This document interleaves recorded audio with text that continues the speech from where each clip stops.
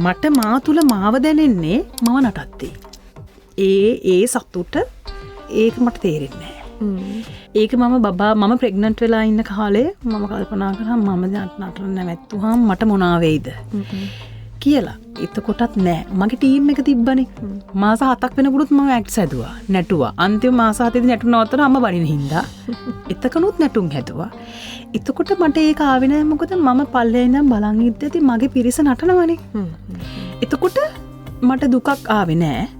ඒත් ඒ ෆීල් එක මට තිබුණා. ඒ කියන්නේ මං කියන්නේ නිරෝෂා තලගල කියන කෙනා අපි හිතමුකෝ රංගන ශිල්පිනිය කාලෙත් එක්ක අපි රංගන ශිල්පිනිය කියන එක අපිට අමතකුණා හරි මං ඉවත් වුණා හරි කියලා.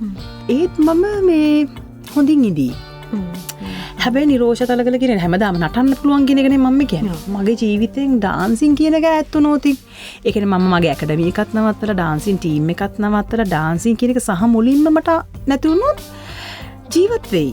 දරුවා වෙනුවෙන් වැඩ කරයි. හැබැයි මගේ ඇතුළාන්තය මට තේරෙන්නේ නැහැ කියන්නේ. මගේ ඇතුළාන්තය කෙනා නැති වෙයි. ඒ කියන්නේ එච්චරට මම ඩාන්සින් එක්ක බද්ධ වෙලා ඉන්නේ. බැඳිලා. ඒ කියන්නේ මට ඒ සතුට මට ආයේ වෙන කොහෙන්වත් ගන්න බෑ.